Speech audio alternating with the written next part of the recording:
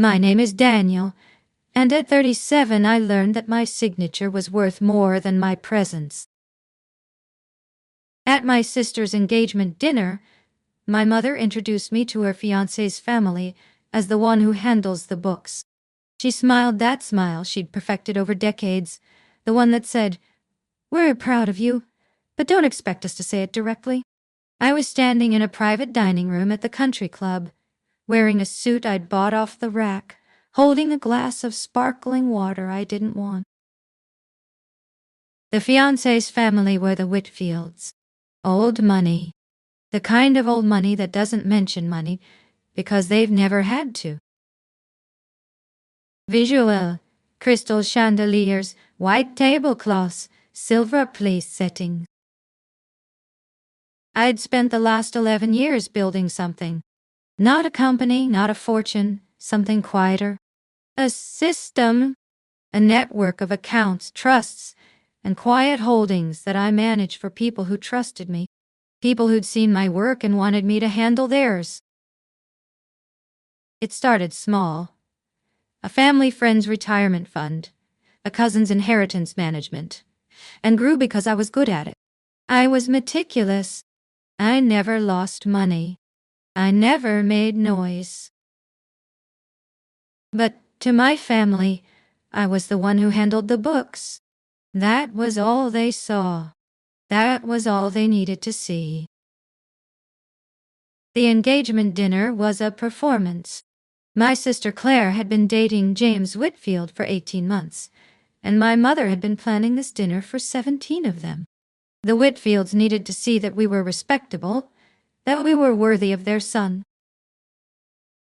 My father, who'd spent his career as a mid-level insurance adjuster, had bought a new suit. My mother had hired a private chef. My sister had practiced her laugh. A light, melodic thing that didn't sound anything like the laugh I'd grown up with. Visual, Claire's hands, perfectly manicured, gesturing over appetizers.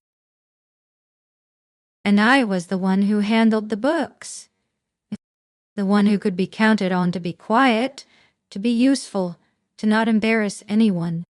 The one who'd been paying for my parents' mortgage for 3 years without them mentioning it to anyone. Let me tell you about the 2 ledgers. One was visible. Mine was signature. One was invisible. One made me a function. The other made me a fortress. Visual. Old family photos. Daniel at 14. A report card. When I was 14, my father needed help. He'd made a mistake. A small one, he said, but it had snowballed.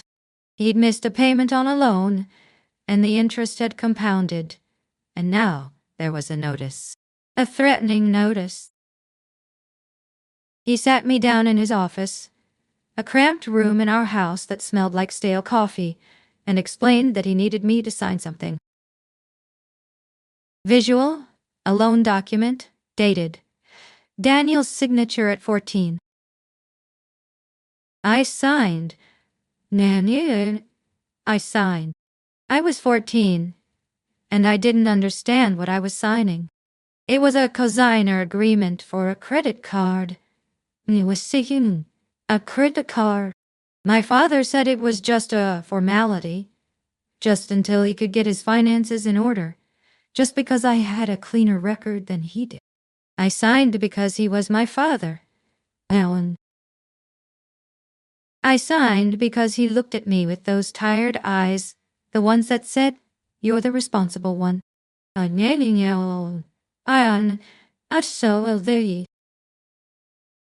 He never paid off that card. Not fully.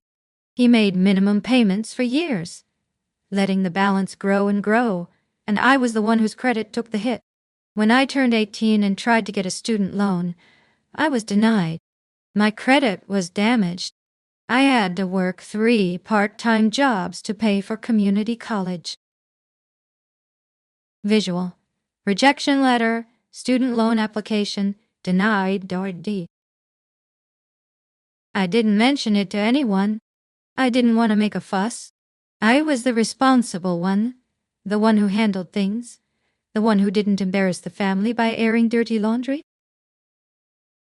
When I was 22, Claire needed a car.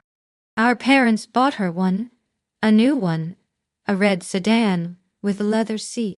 They said it was a graduation gift, a reward for her hard work. I was working at a bank by then, making decent money, and I'd started saving for my own car. But then my mother called and said Claire's insurance had lapsed, and they needed me to cover it just for a few months. I agreed. I paid the insurance premiums for 8 months before Claire got her own policy. No one ever thanked me. No one ever acknowledged it. It was just something I did because I was the responsible one.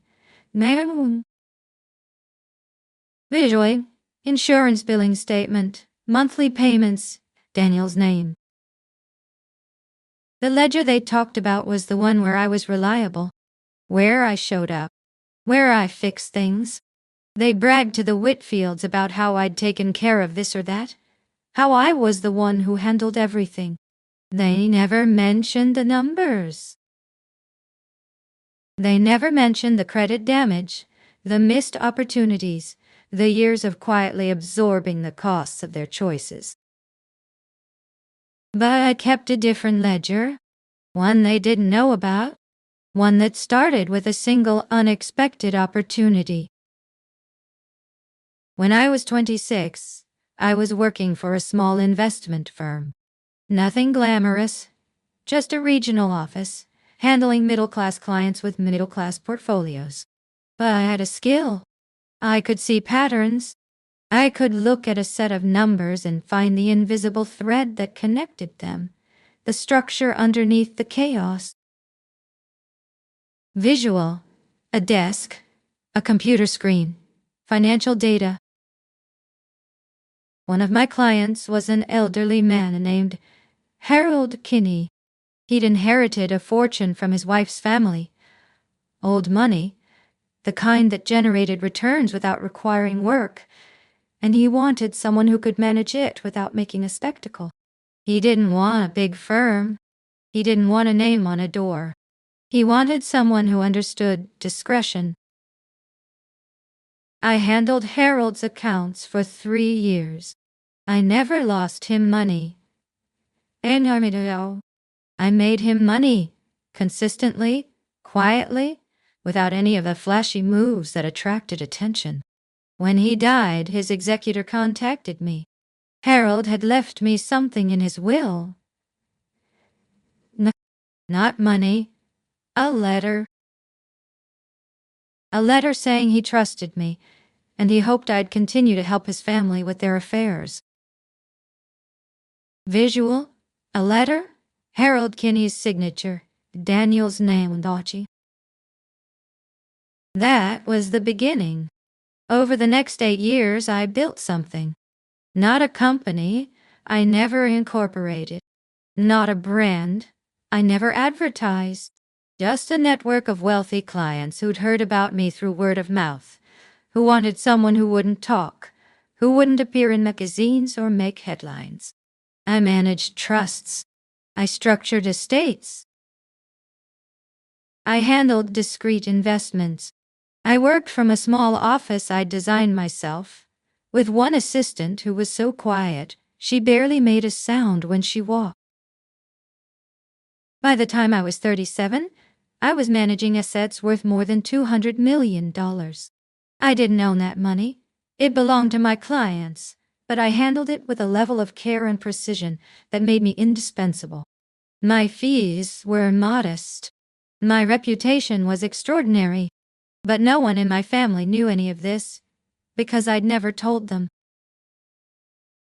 I was still the one who handled the books. That's all they ever saw. Visual, a bank statement, 8 figures, quietly growing.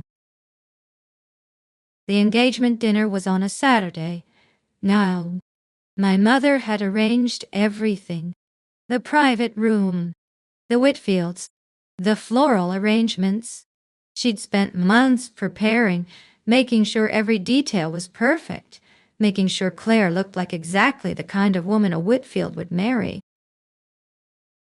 Visual, the private dining room, champagne flutes, Claire's engagement ring. I sat at the end of the table next to my father, who spent most of the dinner talking about his golf game. He didn't ask about my work. He never asked about my work. He assumed I was still at the regional firm, still handling middle-class portfolios, still exactly where I'd been a decade ago. Claire made a speech. She thanked our parents for their support, for everything they'd done, for making her the person she was. She mentioned how they'd sacrificed so much. She didn't mention the insurance premiums, the car payments, the years I'd covered expenses so she wouldn't have to worry. She didn't mention me at all. My mother leaned over to me during the toast. Her voice was warm. Practice. You're so reliable, Daniel. I don't know what we'd do without you. She squeezed my arm. You always understand. There it was. The phrase, the one they'd been using for 23 years, ever since I'd signed that credit card agreement at 14. You always understand. No, enough so.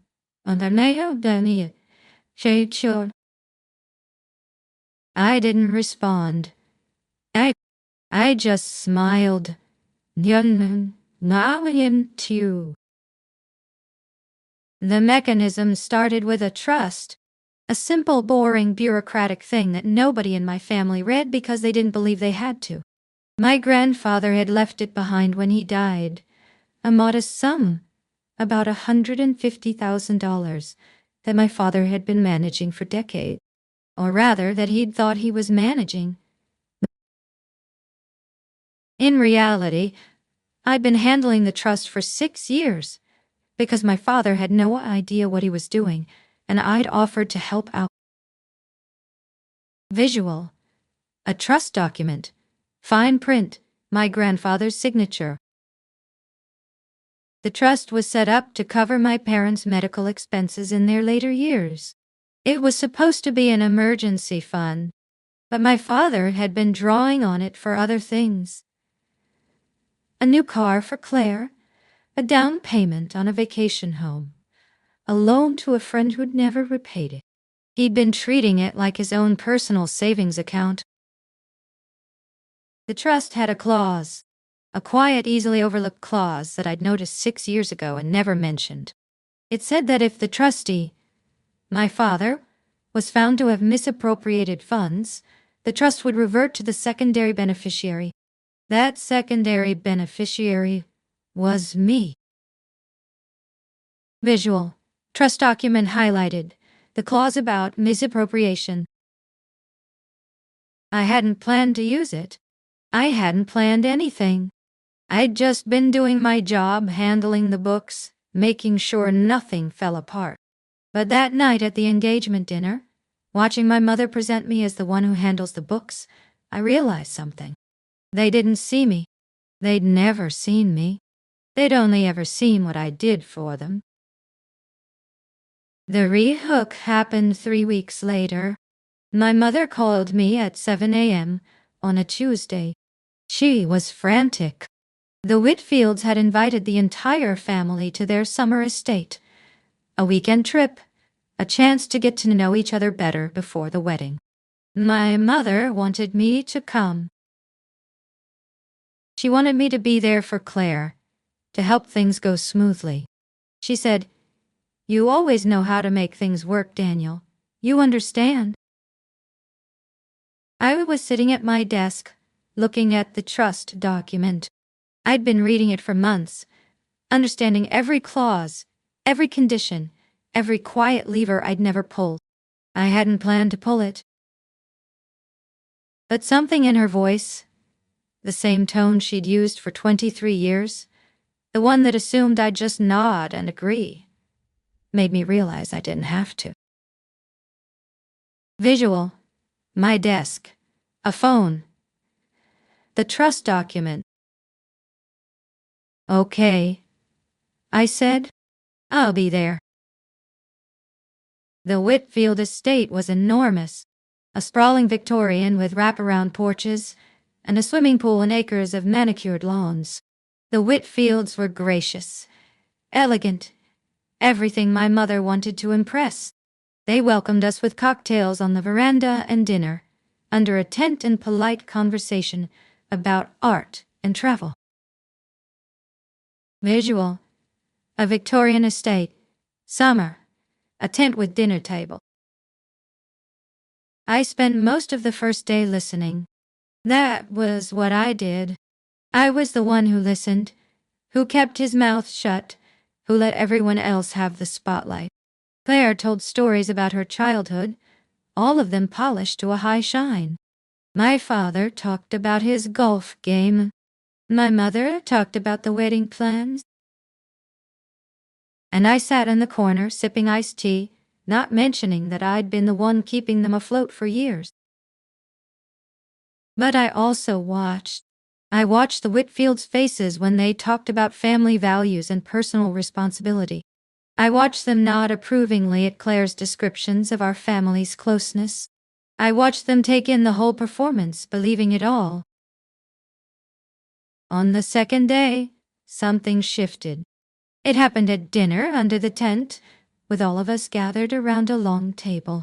The Whitfields were asking about the family trust, the one my grandfather had left.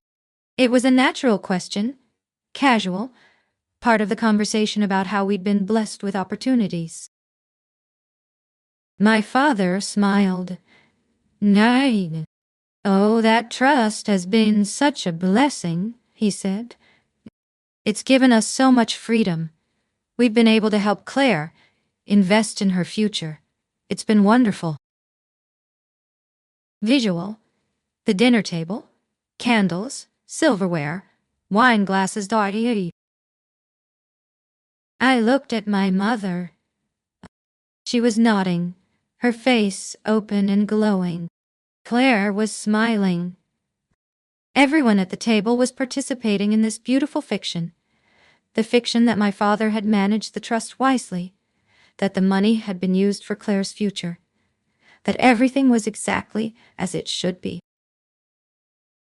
"You're so reliable," my mother said to me, patting my hand. "You always understand." It was the third time I'd heard that phrase that weekend, the 20,000th time I'd heard it in my life, and then something inside me finally settled. Quietly, firmly, like a lever being pulled.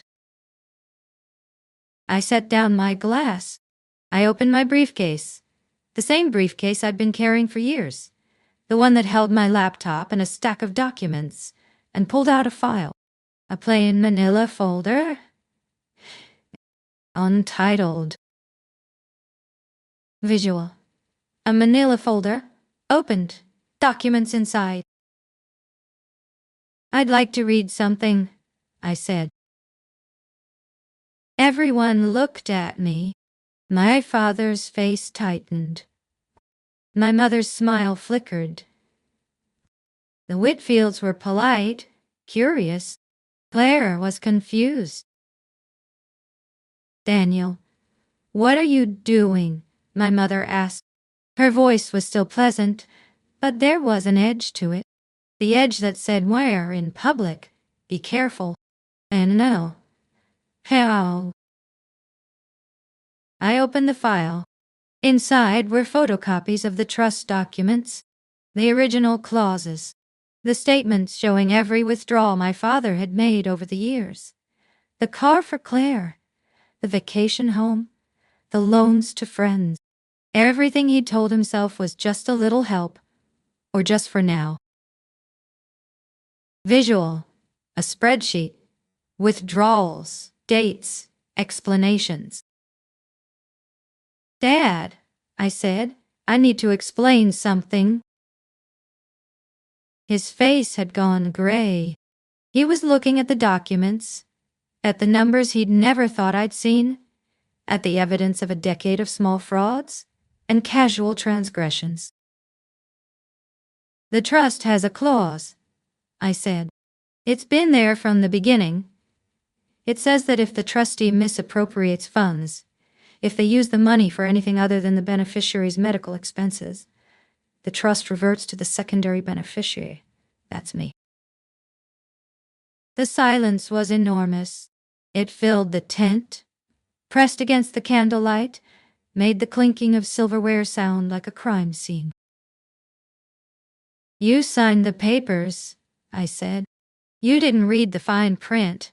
You never read the fine print. You just assumed I'd handle it." I looked at my mother. You assumed I'd understand."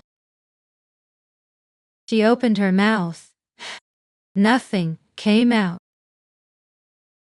"Daniel," my father said. His voice was shaking. "We needed that money. Claire needed a car," I said. "She got one. She didn't need $240,000, but she got it anyway. She didn't need a vacation home. She didn't need her entire wedding, paid for from a trust that was supposed to cover your future medical bills." I looked at Claire. Mom. She was pale, her hands frozen around her glass. "Did you know where that money was coming from?" I thought. Hush. Claire's voice was thin. "I thought it was just family money. I thought—" "You thought I'd handle it," I said. "You thought I'd always handle it." It was the fourth time. The callback phrase. Not delivered by a family member, but standing in the air between us, waiting to be answered. "You always understand," my mother had said, over and over, for 23 years. I didn't raise my voice. I didn't cry. I just opened the trust document to the final page and showed everyone the clause. The one that said the reversion was automatic.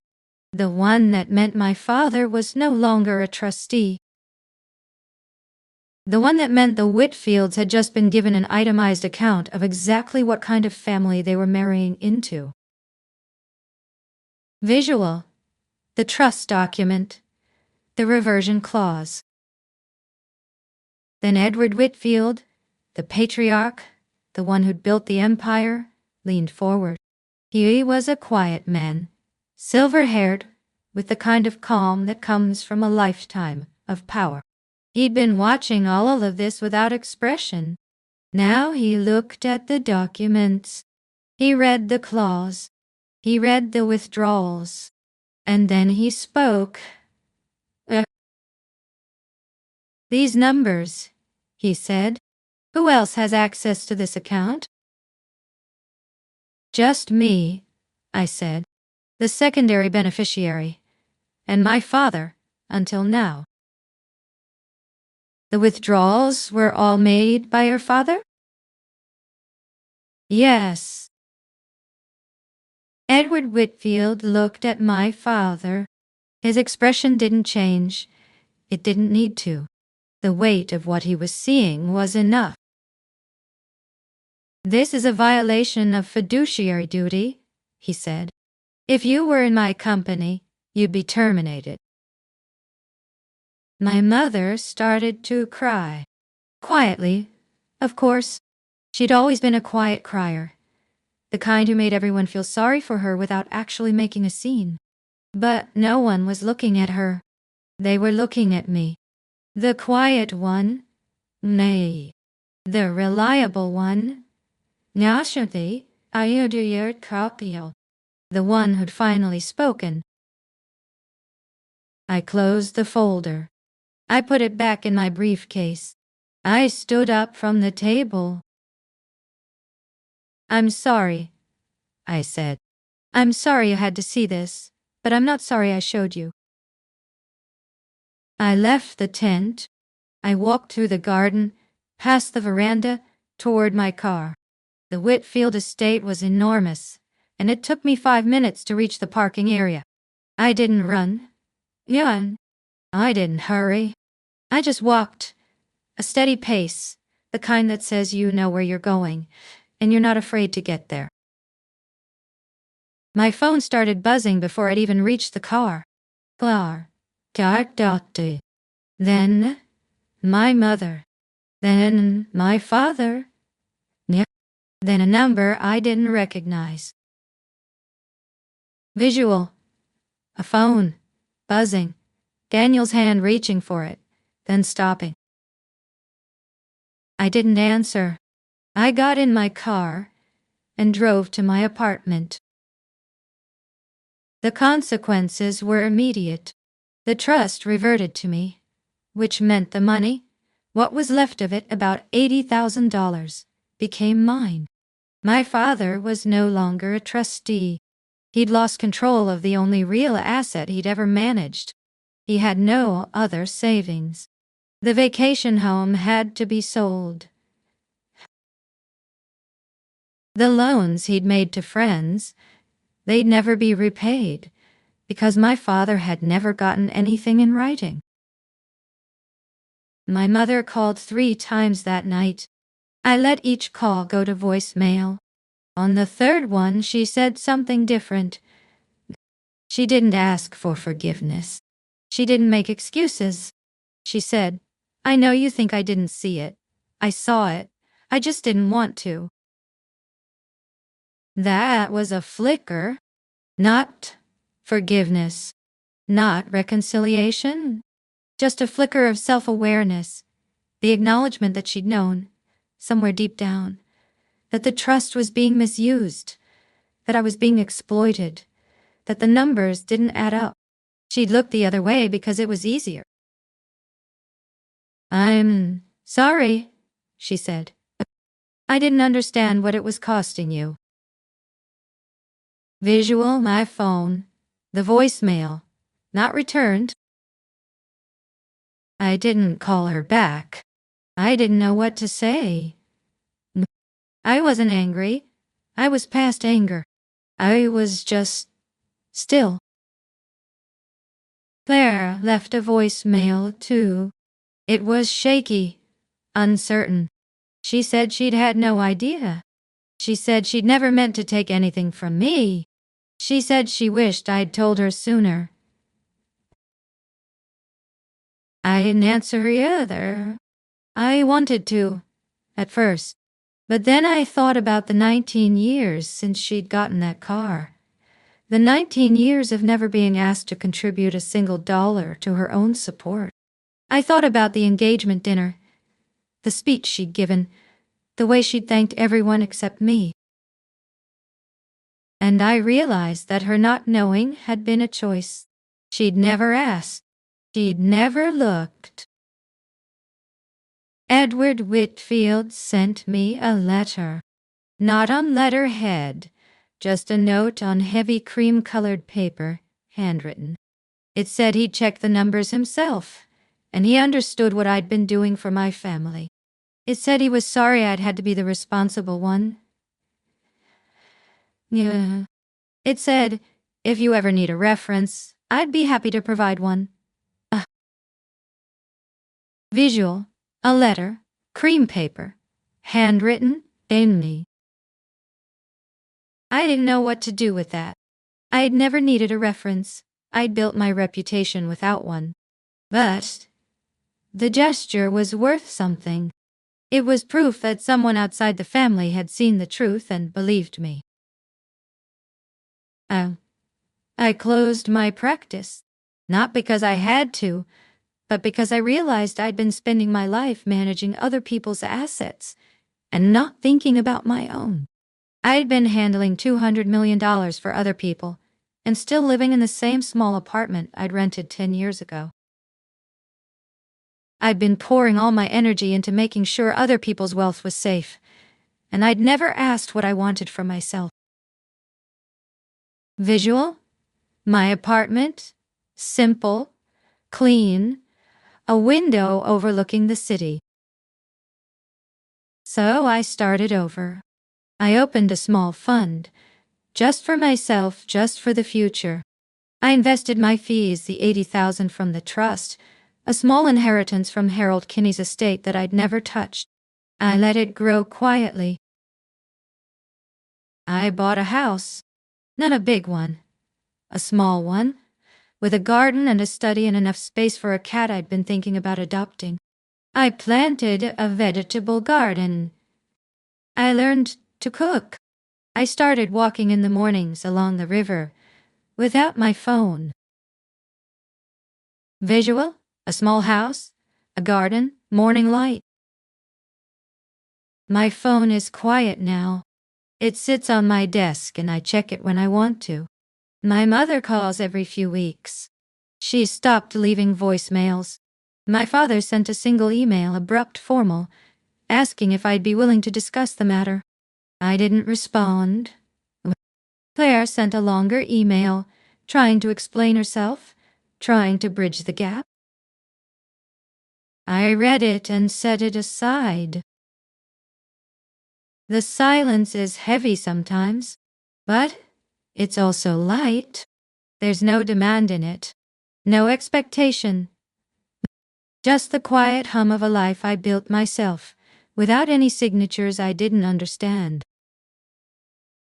My name is Daniel.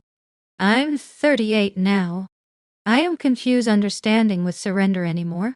I don't confuse reliability with sacrifice. I don't answer the phone unless I want to. And I never sign anything I haven't read first.